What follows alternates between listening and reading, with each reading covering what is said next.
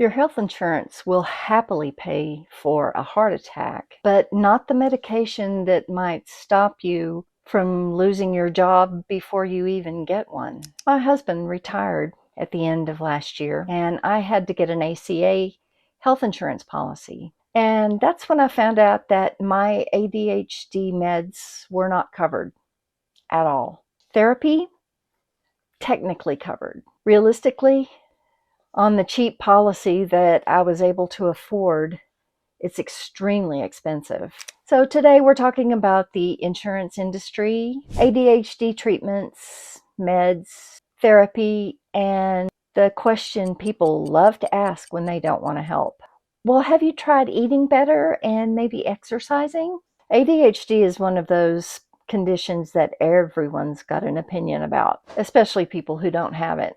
They'll say things like, "Oh, I forget my meds too sometimes." Or, "Well, just make a list." Or my personal favorite, "Well, you don't seem like you have ADHD." Meanwhile, behind the scenes, you're trying to hold down a job, manage your emotions, remember appointments, and not spiral every time something trivial goes wrong. For a lot of adults, especially late diagnosed adults with ADHD, medication is not optional. It's not a nice to have. It's a thing that lets your brain fire in a way that makes life possible instead of exhausting. And therapy? Therapy is where you unpack decades of being called lazy, difficult, dramatic, or not living up to your potential. Therapy is where you learn coping skills. You were never taught because no one actually knew what was going on with you. Now here's the fun part. Insurance companies know ADHD is real.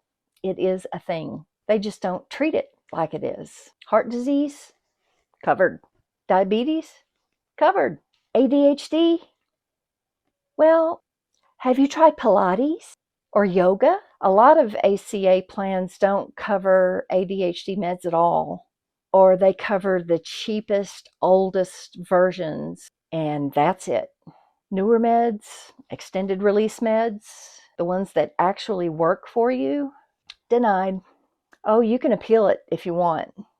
They'll get back to you in 6 to 8 business years. And therapy sounds great on paper until you see the numbers. Yes, it's covered, but with a very high deductible and a tiny reimbursement. So your choices are pay $150 to $250 out of pocket for a session, or don't go. That's not access. That's a brick wall. This is where the guilt kicks in, because when meds and therapy are out of reach, the pressure lands back on you. You start thinking, well, maybe I should just try harder. Maybe if I ate better. Maybe if I exercise more than I already am. Maybe if I just had more discipline. And listen, I believe in nutrition. I believe in movement. I believe sleep helps.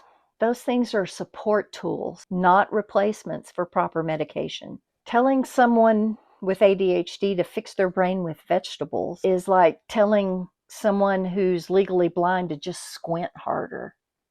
Let's talk about what the research actually says, because this matters. Exercise does help ADHD.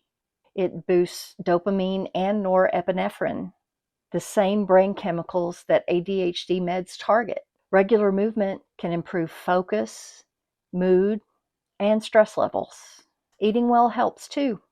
Stable blood sugar helps your brain not crash every 2 hours. Protein helps neurotransmitters do their job. Ultra-processed food can make symptoms worse for some people. Sleep is huge. Stress management matters. All of this is true.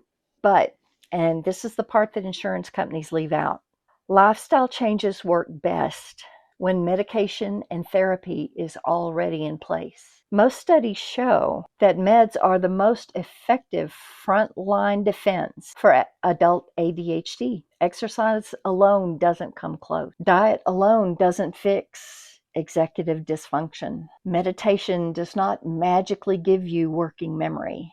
And here's the cruel irony. ADHD makes it harder to do the very lifestyle changes that people tell you to rely on. You need to focus to meal plan. You need energy to exercise consistently.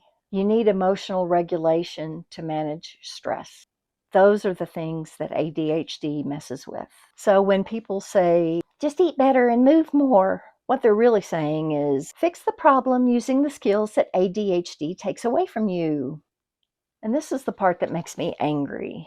Insurance companies aren't confused. They're making a choice. They'll pay for the fallout. They'll pay for when ADHD leads to depression, anxiety, job loss, burnout, high blood pressure, or heart disease. But they won't pay for the treatment that could prevent all that stuff from happening in the first place. And for people on limited incomes, retirees, freelancers, part-time workers, disabled adults, it's not an inconvenience. It's a brick wall. You don't stop having ADHD because your husband retires. Your brain doesn't suddenly become easier to manage because you switched insurance plans. So yeah, do what you can. Move your body in ways that don't feel like punishment. Eat food that doesn't make you feel worse. Sleep when you can. Lower stress whenever it's possible. But don't let anyone convince you that you're failing because you can't lifestyle hack your way out of a neurological disorder. ADHD treatment works best as a system. Think of it as a three-legged stool. Medication, therapy, lifestyle support, all working together. When insurance removes two of those legs, you're going to wobble. Not because you're weak, because the system sucks. This isn't about personal responsibility. It's about access. The U.S. healthcare insurance system is terrible and way, way too expensive. And until insurance companies treat ADHD like the serious, lifelong condition that it is, a lot of adults are going to keep blaming themselves for something that was never their fault. Are you having insurance issues with your ADHD treatment? Let us know about it in the comments. Thank you for watching. If you enjoy my content, please consider liking and subscribing. It helps my channel, and I really appreciate it. I will see you in the next one.